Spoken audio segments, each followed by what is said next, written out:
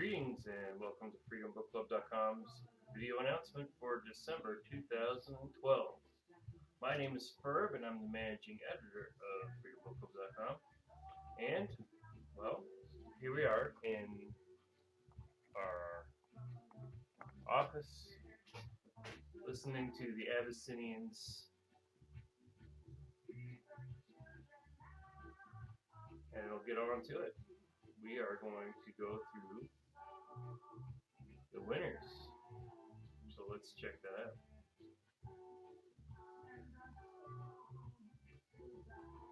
Alright. So we're choosing the final or the book of the month this month from all the runners up from 2012. Those which we will get into as you look at our graph here. Our graph says that Operation 9/11 by Ahmed El-Fiki is our winner this month with 66.7% of the vote. We can get down to the nitty gritty on this as well.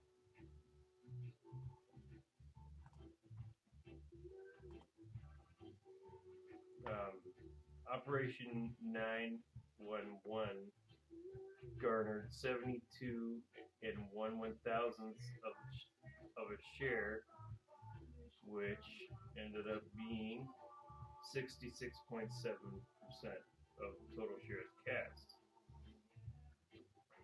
So there's that, and coming in second place was the what's this one? The Illusion of Victory, America in World War I. But too bad for that guy. That's by Thomas Honig. Thomas Honig has been really nice to me, though. I'm sorry that we won't be reading his book, but I may try and read it on the side when I have a chance. Okay, so there's that. We had two other people that got votes. That would be The Conscience of an Anarchist and none of the above right here. But they didn't win. But we're grateful for the people writing the books and people expressing their opinions about the books that we have up for consideration.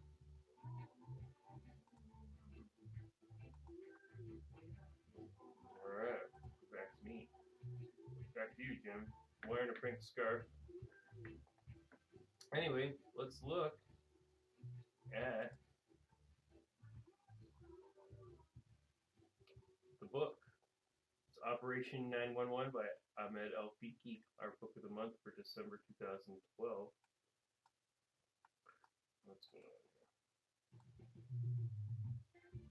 here? Yeah, this is the product description from fpp.cc, which it looks better over here. Operation 9/11 spans Operation 9/11 spans from the months leading up to the attacks on September 11, 2001, until the 2003 invasion of Iraq, and follows the lives of college students Max and Omar, the professor and his family, the Iraqi family of Sohaib, Sumaya, Aisha, and Ammar, as well as those who planned and carried out the attacks on that Tuesday, September 2001.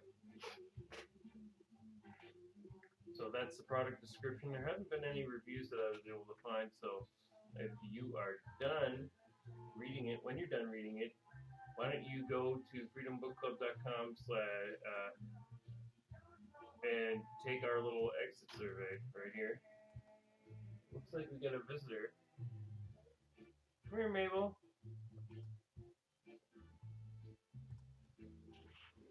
You want to be on TV? I don't know. This is my lovely production assistant, Mabel.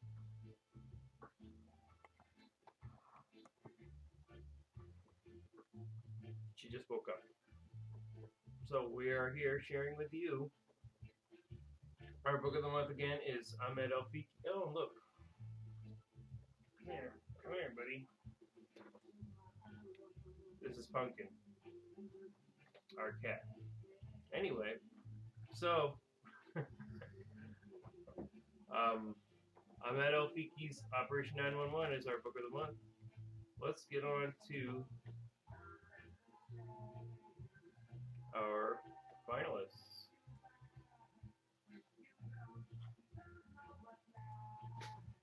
This month, our finalists are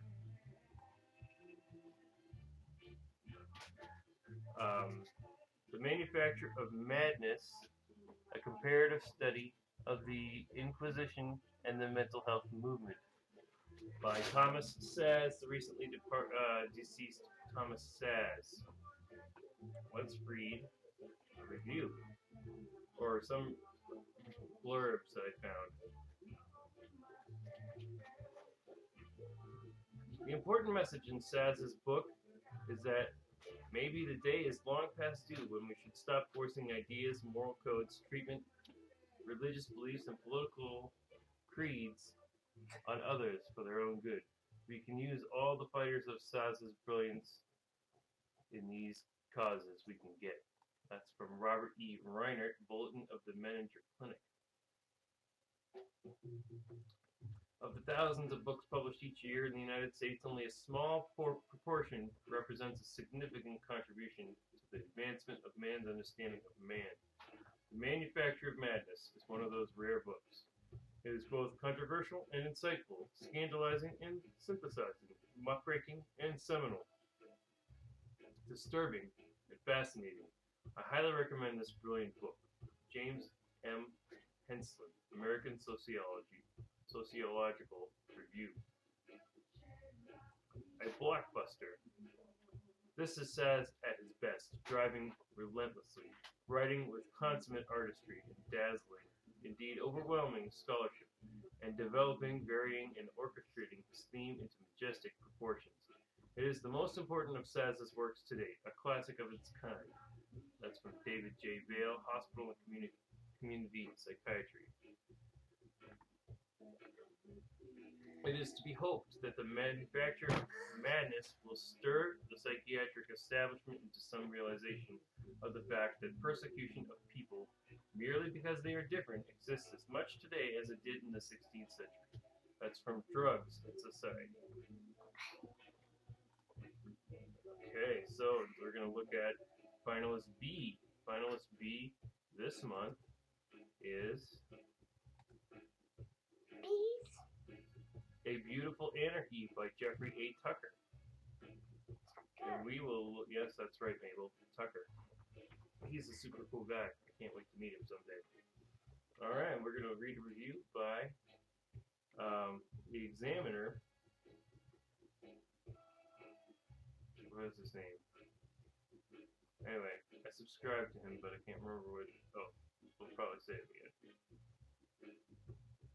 I can't remember, but this is a pretty good article. A Beautiful Anarchy.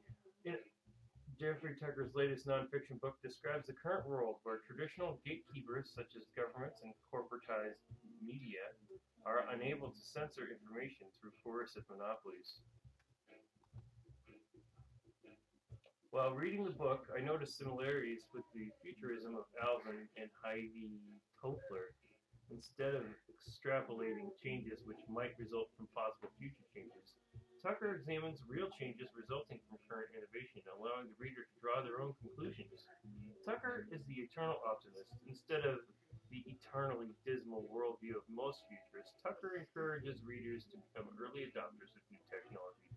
Tucker dates modernity from the creation of the telegraph, presenting long-distance, real-time communication as the factor that unleashed human creativity, allowing for the global development of free markets and free minds.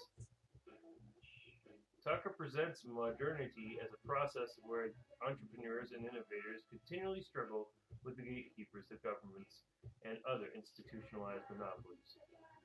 It goes into Tucker's past, but we all know that he's involved with Laissez-Faire Books and is a former webmaster for Ludwig von Mises Institute. Okay, so that was that.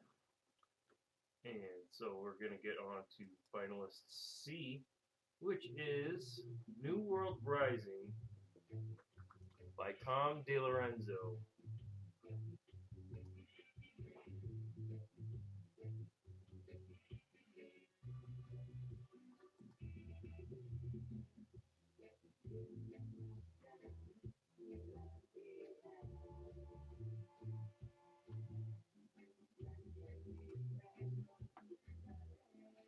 Okay, The New World Rising, The Quest for Human Freedom in the 21st Century by Tom DeLorenzo. Not to be confused with Thomas J. DeLorenzo.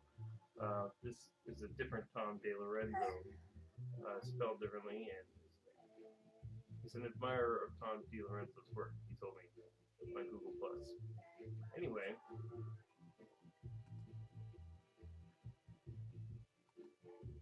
New World Rising by Tom DeLorenzo. I found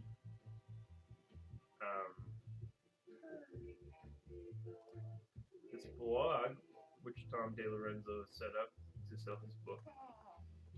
Okay, and I'm going to read a review done by Wendy McElroy, a former author selected by the Book of the Month for her book XXX, A Woman's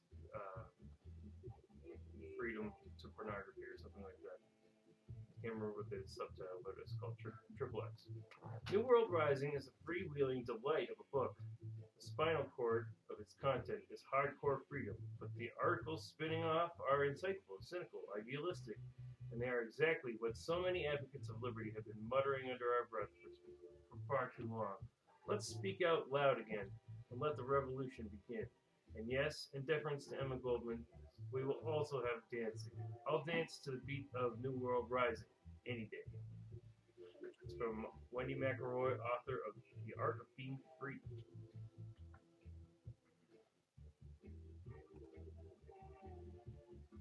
So that was that. Finalist C. New World Rising by Tom DeLorenzo. Here is finalist D, our friend Wayne Simmons, with his book Blue. Let's read about that. From CamVision. That's right, CamVision, Mabel. Okay, ever wondered what might happen if flu turned people into zombies? No, me either. Now, having read this feisty little tome, I can see that it's a question that definitely needs asking. You see, in this tale from Wayne Simmons, a flu pandemic wiped out most of civilization.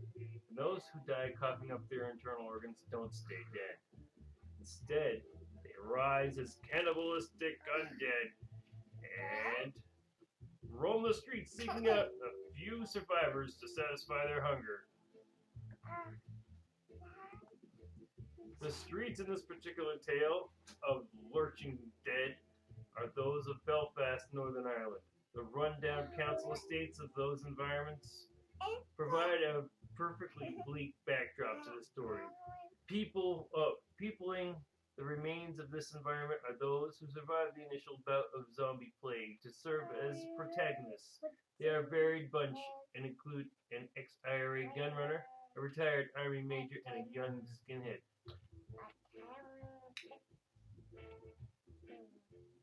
Anyway, that's what we got from Wayne Simmons and camvision.blogspot.com. So, I want to ask you to go to freedombookclub.com and then vote for your favorite book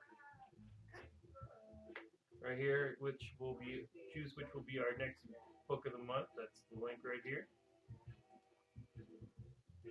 And then you can choose one of your favorites. I won't tell you which mine is, but you can find out, or you can have an impact here. And then when you're done reading Operation 911 by Ahmed El-Fiki, please go to our website, freedombookclub.com, go to the past selections page, then you see the book cover over here, click on it, and then you end up over here, and then you take our little survey and you say, yeah, I finished it, or no, I didn't, and then we will conclude the surveys here on February 2nd and hopefully present the Book of the Year Award at Liberty Forum in New Hampshire in February 2013. So, thank you. That will be our 5th annual Book of the Year Award. So, thanks for everybody who's taken the exit surveys, and Be seeing you. Oh, by the way, we're listening to the Abyssinians, and I'll post a link to that so the copyright holders don't sue me, and that you can enjoy this great music as well. Thank you, and be seeing you.